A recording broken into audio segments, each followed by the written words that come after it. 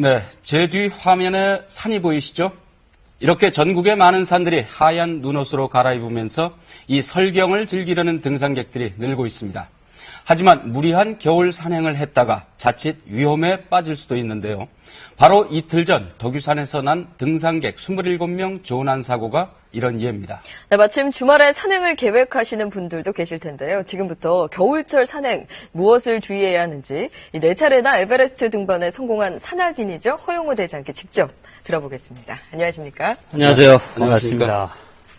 반갑습니다. 겨울에도 산을 즐기는 분들이 이제 꽤 많은 것 같습니다. 그렇죠. 근데 좀 위험하진 않습니까? 뭐 눈도 내리고. 또 가을 해도 시즌보다는 겨울 시즌이 아무래도 온도도 춥고요. 네. 눈도 있고 빙판길도 많고. 그래서 위험성이 많이 내포되어 있습니다. 네. 그래도 겨울 산행이 또 매력이 있으니까 많이들 가시잖아요. 어떤 겨울산의 매력이 매력은 이제 아무도 가지 않은 발자국을 자기가 첫 번째 발자국을 낼 수 있는 그런 기분도 있고요.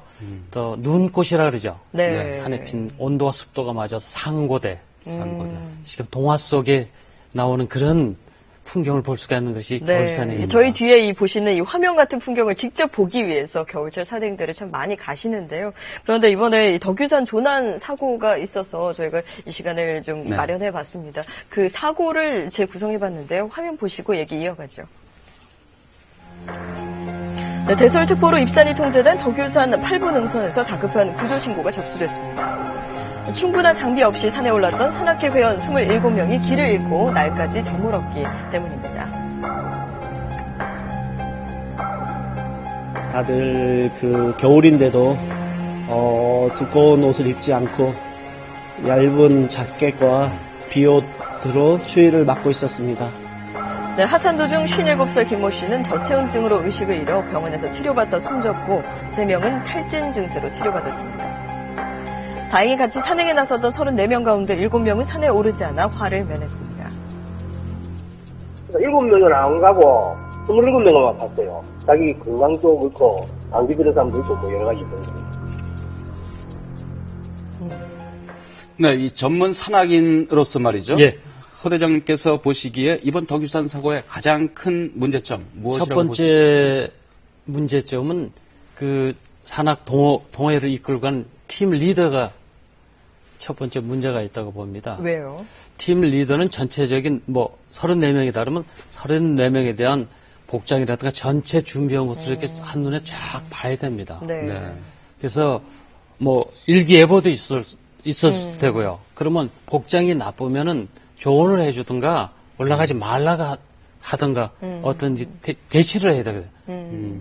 근데 그냥 무대놓고 끌고 갈 게 아니라 아무래도 이제 프로가 아니고 이제 취미로 하시다 보니까 정보가 좀 부족하지 않았을까? 근데 정보도 싶기도 많이 해요. 부족했죠. 네.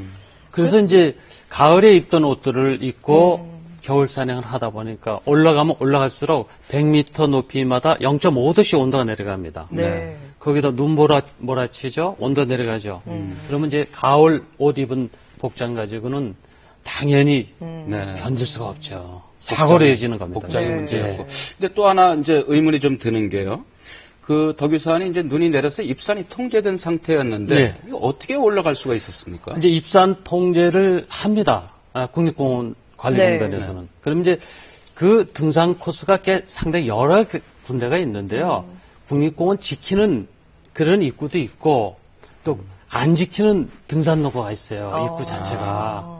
그럼 그냥 이제 입산이 통제돼도 들어갈 수 있는 그런. 근데 국립공원 지키는 데는 직원들이 당연히 통제를 하죠. 네. 안 되고 시간도 보고 못 올라가게 하는데 그게 다른 등산로로 입산을 하게 되면은 거긴 통제하는 사람이 없으니까 네. 분명히 올라가도 안 된다는 표지말이 있어도 그걸 무시하고 산행을 시작하죠. 그렇군요.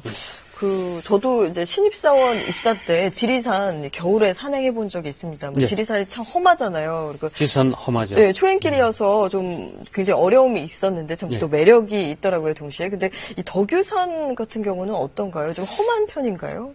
덕유산 자체는 크게 험한 편은 아니고요. 우리 남한에서는 이제 4번째 높은 산, 약 1600m가 넘죠. 그 산, 우리가 이야기하는 골개미라 그래요. 네. 깊이랑 등선이 등치가 크죠.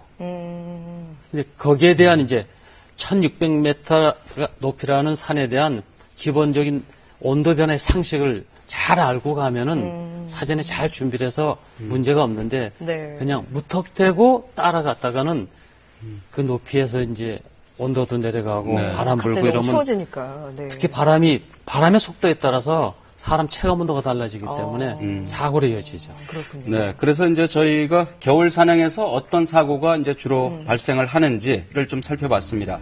국립공원관리공단이 2012년부터 지난해 2014년까지 3년간 겨울철 사고에 대해서 조사를 했는데요. 사망사고 14건 가운데 9건은 심장 돌연사, 그리고 전체 사고 750여 건 가운데는 넘어지거나 미끄러지는 부상사고가 511건으로 68%를 차지했습니다.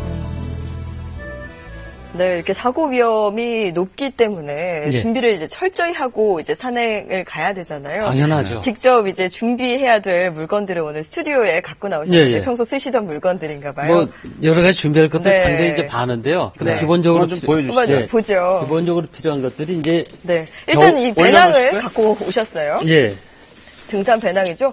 이제 배낭도 중요하고요. 네. 이제 겨울 등산화가 꼭 필요하죠. 겨울 등산화, 미끄러지지 여름 등산화가 않는. 달리 있습니까? 완전히 다르죠. 그러니까 봄, 여름, 가을에 신던 등산화를 신고 가면 겨울에는 일단 보온도 안 되고 방수가 안 됩니다. 네. 그러니까 이 겨울 등산화를 이거는 눈이 많이 와도 젖지 않고 보온이 되는 겨울 등산화들이 네. 이제 기본적으로 꼭 필요하고요. 네.